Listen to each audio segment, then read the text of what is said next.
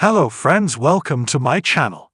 Before starting the video, please go ahead and hit the subscribe button and give this video a like up.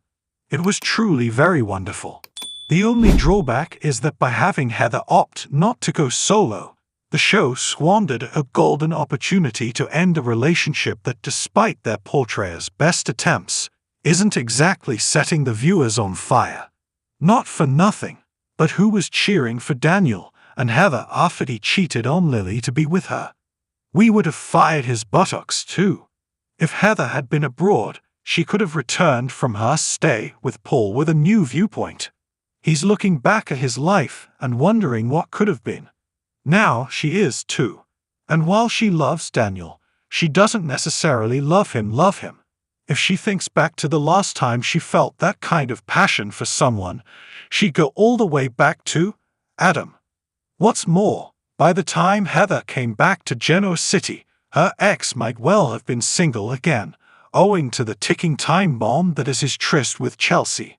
Sally probably would have forgiven him if he told her about it right away, but at this point, doubtful.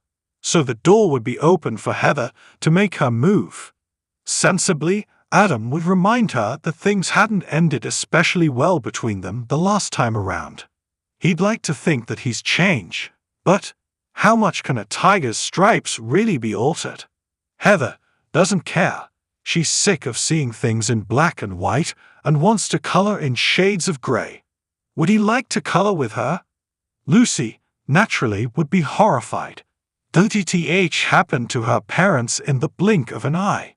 Heather would calmly explain that she will always be there for her daughter. But she also has to be there for someone else, herself. I'm not going to end up like your grandpa, she says. Mama's gonna get hers. With that, Heather and Adam team up to take Genoa City by storm, in the process setting right a character that Young and Restless has always seemed to find tricky. She was conceived back in 1979, when Mom April Stevens moved in next door to Snapper and Chris Foster.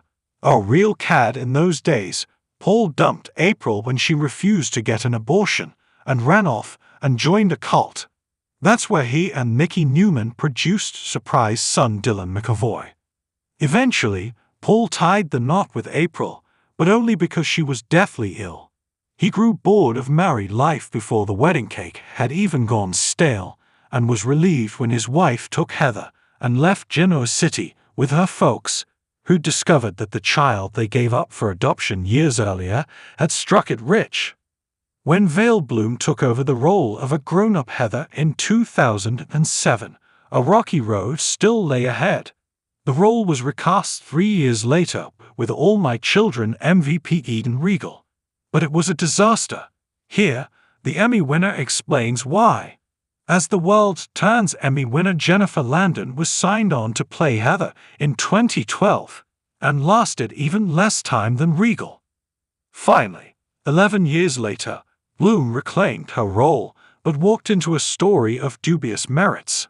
After Daniel left Genoa City with Landon's Heather, the couple broke up off-screen, so we didn't have a lot of investment in seeing him reunite with Bloom's Heather. Especially not when we were already enjoying his romance with former wife Lily Winters. Heather did manage to get Daniel back, but then what?